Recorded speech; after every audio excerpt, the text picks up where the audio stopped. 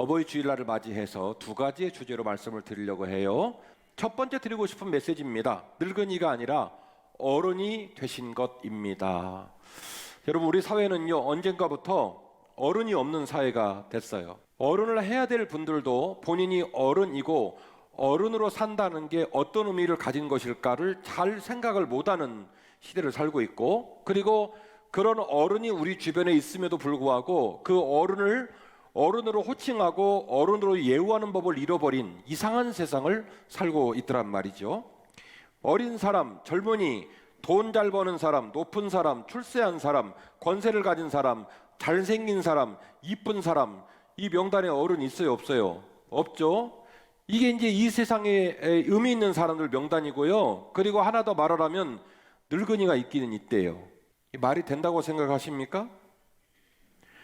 연세가 지긋하신 연로하신 분을 부를 때 늙은이라고 부르는 거는요, 그분의 연로하심을 욕보이고 그리고 흠잡아서 낮춰 부르는 거예요. 늙은이라고. 연세가 연로하신 분은요, 어르신이라고 하는 공경이 담기고 사랑이 담긴 멋지고 아름다운 호칭이 있어요. 그런데 그 호칭을 방송에서도 공식적인 자리에서 잘 쓰지 않는 이상한 세상을 살고 있어요. 그리고 굳이 글에 나온다면 늙은이라는 표현을 써버리는 아주 이상한 세상을 맞이했다라는 거죠. 어른을 인정하고 소중히 여기는 문화와 가르침이 점점점 약해지고 사라지고 마는 이상한 세상을 살고 있더란 말이에요. 여러분, 인간은 동물이 아닙니다. 목사님, 원숭이라든지 군집 활동을 하는 동물들을 보면 사회성이 있습니다. 예, 제가 인정하겠습니다. 그러나 동물이 아무리 사회성을 확보한다 한들 인간의 삶을 흉내낼 수 있습니까? 아니거든요. 동물은요, 인간과 비스무리한 군집을 형성했다 할지라도 배고프면 자식이 먹을 것을 뺏고 자식을 죽입니다. 그게 동물입니다. 동물은요, 평생 자신만을 위해 살다가 인생을 그렇게 끝냅니다. 인생이 아니라 동생을 그렇게 견생을 그렇게 끝냅니다. 사람은 동물이 아니란 말이에요. 사람은 자신이 능력이 있고 시간이 있고 기회가 있고 물질이 있고 힘이 있을 때 자기에게 주어진 모든 기회와 능력을 자신만을 위해 쓰지 않습니다. 자신의 사랑을 따라 낳아오는 다음 세대를 위하여 그에게 모든 것을 기쁨으로 쏟아줍니다. 인간은 자기 자식을 위해서만 희생하지 않고 헌신하지 않아요. 소위 말하는 공동체를 위하여, 나라를 위하여, 민족을 위하여, 인류를 위하여 헌신할 줄도 아는 것이 인간입니다. 누군가 달나라를 가야 한다면 반드시 달나라 가겠다는 사람이 나옵니다. 전쟁이 나서 누군가가 목숨을 내걸고 총 들고 전쟁에 나가야 한다면 그게 강제든 반강제든 그 길을 가겠다고 나서는 젊은이들이 나옵니다. 지금 이 순간에도 누군가는 바닷속에 들어가서 바닷속에서 채집활동을 하고, 누군가는 땅속에 들어가 있고, 누군가는 산중에 들어가 있고, 누군가는 더러운 시궁창을 치우고 있고, 누군가는 버스를 운전하고 있고, 누군가는 유리창을 갈아 끼우고 있습니다. 이것은 자기 자신을 위한 경제활동, 그 범주를 넘어서는 겁니다. 어떤 어부가 험한 바다와 싸우며 잡아온 물고기를 혼자 다 먹습니까? 그 물고기를 잡아오고 유통시키고, 그래서 바다 옆에도 안 가보고 우리는 바다에 나오는 모든 음식을 다 먹을 수 있습니다. 만일 지난주에 말씀을 드렸던 것처럼 이미 태어나는 사람과 죽는 사람의 숫자가 10,000명씩 벌어지고 있습니다. 이대로 100년만 가면 우리 사회는 원시사회로 가야 돼요. 정년기가 되어도 결혼하지 않고, 결혼을 해도 아기를 낳지 않고, 연세 드신 분을 어르신이라 부르지 않고 늙은이라고 부르며 힘없고 품이 없고 기억력 떨어지고 그리고 에너지가 없는 그 시절을 싫어하는 이 시대, 단체로 어느 날 우리에게 힘이 떨어지고 지혜가 떨어지면 단체로 그럼 다 죽어야 되나요? 지금 우리가 무슨 생각을 품고 있고 어디를 향해 가고 있고 그것이 얼마나 우리 공동체를 위태롭게 하고 불행하게 하는지를 이 어버이 주일 복판에서 곰곰이 돌아봤으면 좋겠어요. 여러분이 제 말을 얼마나 알아듣고 계신지 모르겠지만은 룻기 4장 13절, 이에 보아스가 룻을 맞이하여 아내로 삼고 그에게 들어갔더니 여호와께서 그에게 임신하게 하심으로 그가 아들을 낳았다. 여인들이 나오미에게 이르되 찬송할지로다. 여호와께서 오늘 내게 기업 물을 자가 없게 하지 아니하셨도다. 이 아이의 이름이 이스라엘 중에 유명하게 되기를 원한다. 이는 내 생명의 뭐라고요? 회복자이며, 그 다음에 이어지는 본문이 또 뭐죠? 내 노년에 뭐라고요? 봉양자라. 곧 너를 사랑하며 7 아들보다 귀한 내 며느리가 낳은 자로다 하니라. 이거 관용적인 표현인데요, 7 아들이라는 말은 이스라엘에서 완전수를 얘기해요. 아들을 낳는데 7명 나면요, 그 집은 대박난 집이에요. 꽉 찬 집이에요. 그런데 이 룻이요, 마치 어느 집에 7 아들이 있다 치고 그 7 아들보다도 더 귀한 며느리가 누구냐면 룻이라는 관용적 표현을 쓴 거예요. 룻이 이처럼 귀한 일을 했다는 거예요. 나오미가 아기를 받아 품에 품고, 시어머니죠, 그의 양육자가 되니 그의 이웃 여인들이 그에게 이름을 지어주되 나오미에게 아들이 태어났다 하여 그의 이름을 오벳이라 하였는데 그는 다윗의 아버지인 이새의 아버지이었더라. 왜 자꾸 지금 나오미 얘기가 나오는 줄 아십니까? 이 엘리에셀하고 결혼한 나오미를 통한 이 집이 결국 대가 끊어져 버린 거예요. 이어갈 수가 없었던 거예요. 며느리에게 말한 거죠. 너희는 우리 집 사람의 집으로 가라. 다 갔죠. 근데 누구만 남았냐면 기필코 룻이 우기고 남아서 결국 그 집안의 혈통을 이어준 거예요. 이방 여자 룻이요. 그래서 결국 이 룻이 보아스와 결혼해서 결국 이 가문의 맥락을 이어가고 다윗의 가문이 여기서 시작이 된 거예요. 결국 오벳과 그리고 이새와 그리고 다윗으로 이어지면서 이스라엘의 역사가 면면이 흘러가게 된 거죠. 그 거룩한 역사의 중요한 연결고리, 끊어질 수밖에 없었고 도저히 이어갈 수 없는 그 불행한 상황 가운데서 그 불행한 상황을 이어준 사람이 누구냐면 룻이라는 여인이었고, 그의 희생과 거룩한 헌신을 일컬어서 본문은 말하기를 이는 내 생명의 회복자이며 내 노년의 봉양자이니 네가 너무나 귀한 일에 헌신했도다라고 격려하고 있는 것입니다. 같이 하시겠습니다. 우리에게 존경할 어른이 필요합니다. 한 번 더요. 우리에게 존경할 어른이 필요합니다. 앞서 제가 말씀드리기를 우리 사회가 어른이 사라져버린 시대를 살고 있다. 제가 그것이 걱정이라고 말씀을 드렸죠. 어른을 어른으로 부르지 않는 것도 문제지만 어른이 뭘 의미하는지를 모르는 것도 문제예요. 제 말 알아들으시죠? 어른을 어른으로 존중하고 어른을 어른으로 모시지 않는 사회도 문제인데, 문제는 내가 어른이 됐다 치고 어른이 뭘 의미할까, 어른이 되어 산다는 게 어떤 삶일까를 곰곰이 생각해보지 않는 것도 문제예요. 어른이라는 말 쉬운 말이 아닙니다. 어른은요, 세월이 흘러가다가 어느 날 갑자기 나이 먹어가지고 당신은 어른이요, 그게 어른 된 게 아니에요. 어른은요, 되게 무겁고 따뜻하고 깊은 언어예요. 깊은 단어예요. 어른을 생각해 보셔야 돼요. 그래서 우리에게 반드시 존경할 만한 어른이 필요하다는 것을 오늘 깊이 생각하고 우리가 그 어른에 대한 마음의 소원이 충만하기를 주의 이름으로 축원합니다. 오늘 우리가 함께 읽으신 본문의 말씀은 요한복음 8장 1절 이하의 말씀을 읽으셨고, 이 본문이 주고 있는 메시지는 가늠한 여인 사건을 통하여 너희 중에 죄 없는 자가 먼저 돌로 치라는 교훈을 이미 제가 다른 설교를 통해 말씀을 나눈 바가 있습니다. 오늘 본문의 말씀은 그 8장 전체의 주된 메시지의 맥락을 가지고 접근을 하는 게 아니라 오늘 8장 사건을 해결한 특별한 인물을 중심으로 본문을 다시 한번 새롭게 다가서 보려고 합니다. 여러분, 오늘 본문의 내용은요, 그야말로 답이 없는 상황이에요. 난감한 상황이에요. 죄인들만 넘쳐 흐릅니다. 첫 번째는 죄 지은 여자, 가늠한 여자 죄인이죠. 두 번째는 자기들은 죄인이라고 생각을 못하고 이 여자를 질질질 끌고 온 무리들이 있는데요, 주님께서 뭐라고 말씀하시냐면 너희 중에 죄 없는 자가 있다면 먼저 돌로 치라. 이 말은 무슨 얘기냐, 너희들은 모르지만, 너희들은 못 깨닫지만 내가 볼 때는 끌려온 여자나 끌고 온 너희들이나 모두 다 죄인이다. 그러니까 끌려온 여자도 죄인이고 끌고 온 사람들도 죄인이에요. 더 나아가 이 난감한 상황을 이용해서 예수님을 코너로 몰고 예수님을 너무너무 어렵게 핍박하려고 하는 유대 지도자들도 죄인이에요.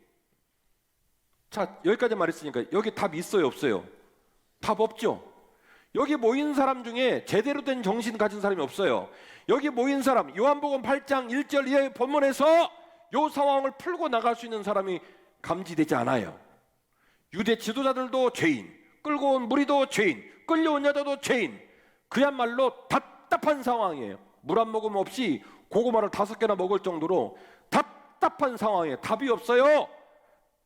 이거는 끝장난 공동체예요. 그런데요, 이 말도 안 되는 공동체에서 길을 내고 이 어려운 상황을 타개하여 새로운 희망의 빗줄기를 열었던 사람이 있었다는 얘기를 하려고 하는 거예요.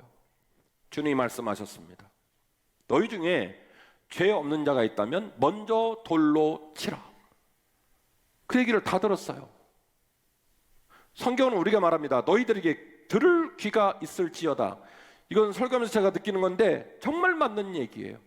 똑같은 말씀을 그 자리에서 들어도 그 말씀을 나의 영의 양식으로 먹고 은혜를 받는 사람이 있는가 하면, 목사가 오늘 나 때렸다 이런 사람이 있으니까 신기하죠. 같은 자리에서도 들을 귀가 있어야 들리는 거지 들을 귀 없으면 못 듣습니다. 너희 중에 죄 없는 자가 있다면 돌로 치라. 아무도 안 들리는 거예요. 아무도 그 말을 들을 수 없는 거예요. 지금 분해 있거든요. 이 여자 죽여버려야 되겠다고, 직성이 풀리겠다고, 이 사건을 이용해서 주님을 코너로 몰겠다고 말한, 자기가 이루자는 목적에 좀 온통 신경을 쓰는 사람만 버글버글 모여있지, 이 상황을 풀 수 있는 희망의 빗줄기가 될 수 있는 사람이 어디에도 보이지 않습니다. 근데요, 아주 작고 일상적인 삶 속에서 뜻밖의 기적 같은 일을 열어놓은 사람이 등장을 하는데, 요한복음 8장 9절 말씀이에요. 그들이 이 말씀을 듣고, 무슨 말이에요? 너희 중에 죄 없는 자가 있다면 돌로 치라. 이 말씀을 듣고 양심의 가책을 느껴. 그 뜻밖의 말을 듣고 당황이 되고 힘들고 이러면 안 될 것 같다 생각은 다 했어요. 양심의 가책은 다 느꼈어요. 여러분 여쭤볼게요. 여러분이 어떤 말을 하고 어떤 행동을 하고 어떤 고집을 부리고 어떤 나름대로의 여러분의 행위를 할 때 솔직히 속으로 이건 아니다, 내가 좀 못됐다, 이기적이다, 나만 생각한다, 답도 아닌 말을 한다 라는 것을 알까요?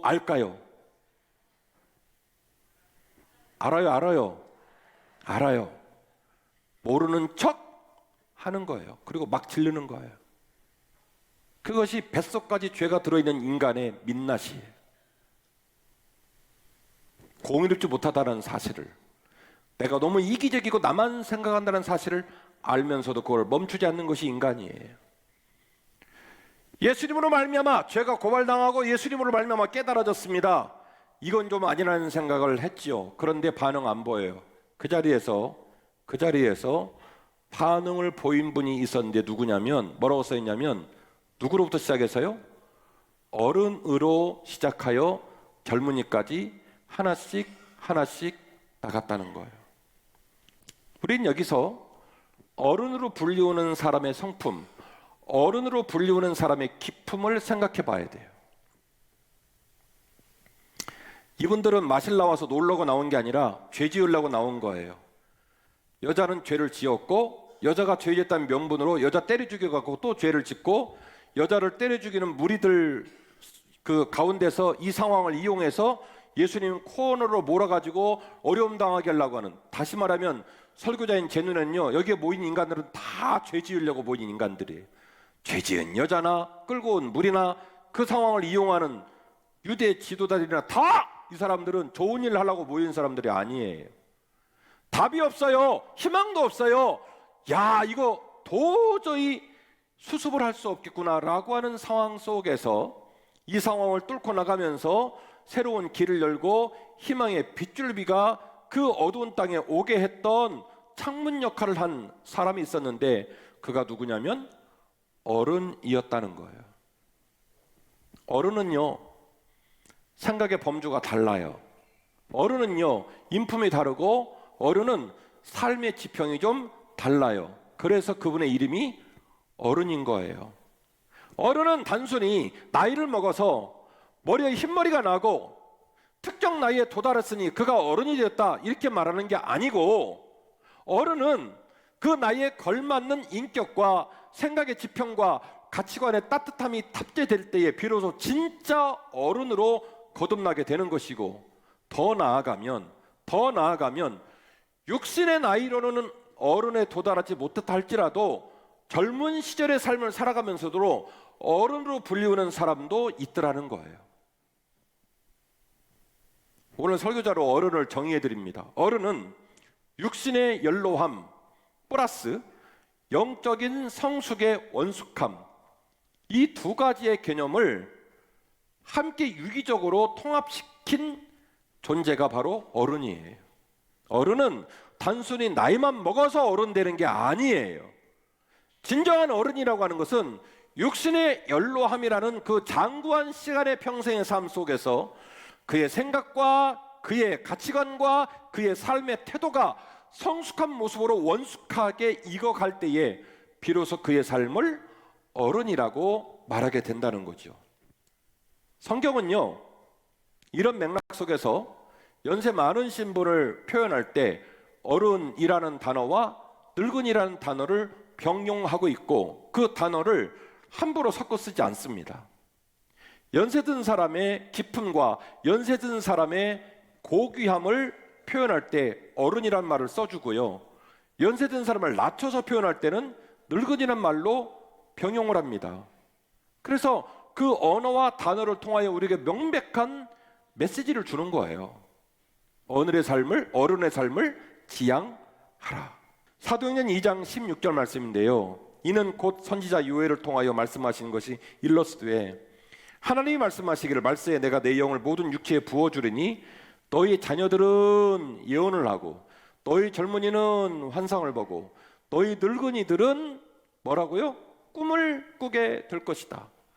여기서 말하는 늙은이란 말은 연세 드신 분을 낮추어서 표현한 거예요. 구역 성경은 노인이라고 기록을 해놨습니다.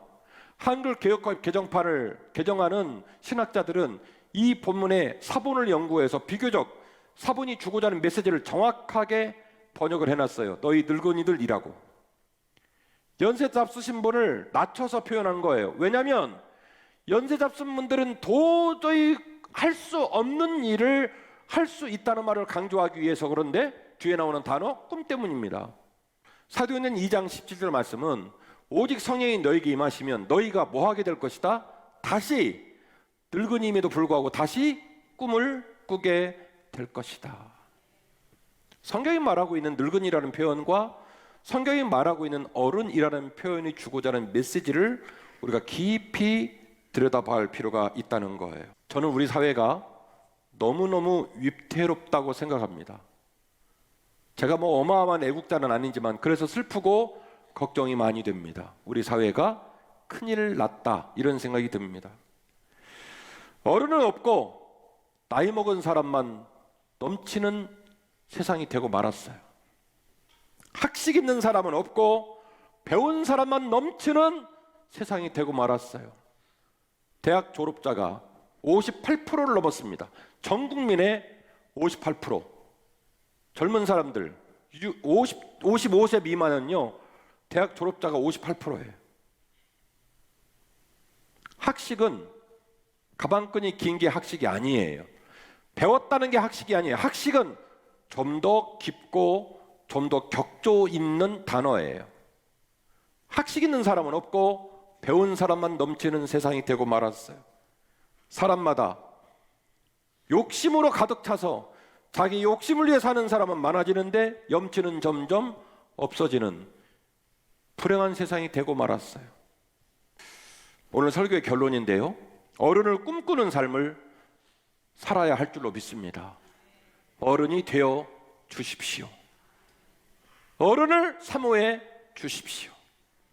인생은요 항상 균형이 중요하고 이 균형을 잘 이루고 살 때 그 인생의 품위가 거기서 생기는 거예요.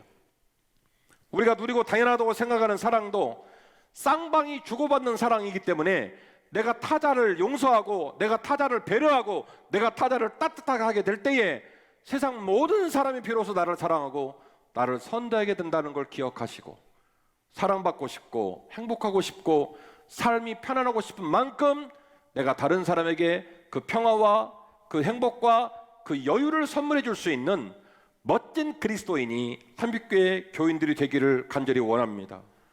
늙은이가 아니라 어른이고 싶습니다. 비록 이제는 나이 들어 젊음과 기회는 사라졌지만 그럼에도 불구하고 내 영의 품위와 지혜와 가득 찬 멋있는 삶의 품격이 내 어른의 삶을 빛나게 했으면 좋겠습니다. 그런 어른을 꿈꾸어 주십시오. 세상이 교회를 걱정합니다. 목사는 더 이상 성직자로서의 품위와 절제 그리고 삶의 향기를 잘 보여주질 못한대요. 목사를 만났는데 매력적이고 존경스럽고 그 목사님 때문에 도전을 받지를 못한다는 거예요. 성도는 더 거칠고 막 나가며 조금도 복음과 말씀을 자신의 삶에 적용하고 녹여내지 못하는 해괴망측한 성도가 넘쳐나고 있다는 거예요. 도대체 교회는 이 세상에 왜 존재할까요? 목사와 성도는 과연 반복된 예배를 통하여 맨날 기도하고 말씀을 들으면서 그들의 인격과 삶을 도대체 얼마나 영적인 진열을 보여주고 있는 것일까요? 자문해 보아야 됩니다. 정말로 우리의 삶을 곰곰이 돌아보아야 합니다. 교회의 자기정화를 위해서 우리의 영성과 우리의 삶의 자리를 들여다보아야 한다는 거예요. 왜 교회가 세상의 비난의 대상이 되었는가? 그것은 복잡한 답이 아니라 조금만 우리의 내면을 들여다보면 금방 알 수 있어요. 목사님의 설교가 됐던 교회 방향이 됐던 이것이 공동체 맥락에서 움직이고 있지, 나하고 좀 안 맞다는 이유로 그것을 교회 전체가 바꿔야 되고 말하는 논리가 사실은 말도 안 된다는 걸 알거든요. 그런데 멈추지 않습니다. 심지어 세상에는 벗들, 한 번도 예배 안 드리고 손에 성경 찬송 한 번도 들어본 적이 없는 세상의 벗들도 눈으로 보고 귀도 들었다고 그대로 말하고 살지 않아요. 상대방을 배려합니다.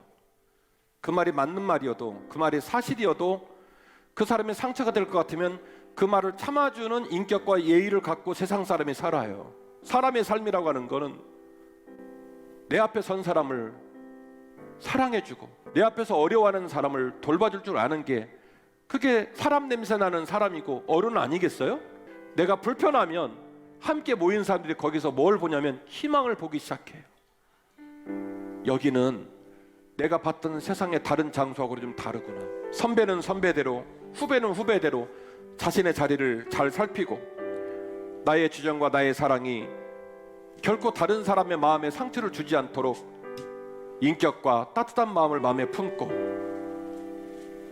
그리고 우리 스스로를 돌아볼 때는 자신의 부끄러운 마음을 돌볼 수 있는 염치를 알고 서로를 존중하는 기본적인 도리를 지키고 예의를 중요하게 생각해서 십자가 앞에 설 때마다 날마다 죽는다고 고백했던 사도 바울처럼 우리의 못되고 교만하고 이기적인 내 마음을 깨트리고 낮출 수만 있다면 나 때문에 가정과 교회가 사회가 어두워지고 지금도 슬퍼지는 삶을 삽니다. 복음은 삶이고요, 그 삶은 길을 잃어버린 세상의 벗들에게 희망을 보여주는 아름다운 어른의 삶의 모범입니다. 교회와 신자의 길은 세상에서 길을 잃어버린 자들에게 희망이 되어야 되고 피난처가 되어야 되지 않겠습니까? 우리 어른에 대해서 존경하고 사랑하고 예를 다하고 따뜻하게 돌봐드릴 수 있는 좋은 한빛교회 되었으면 좋겠습니다. 아멘이시죠? 두 번째, 어른은 나이 먹어서 자동적으로 되는 게 아니라는 거예요. 젊어도 어른이 될 수 있어요. 정말 우리 교회가 이런 어른이 많은 교회가 됐으면 좋겠어요. 우리 마음을 돌아다보고 십자가 앞에 점점 깨어져서 적어도 세상이 염려하는 교회 되지 않고 세상을 밝히는 그런 멋진 한빛교회가 되기를 주의 이름으로 축원합니다.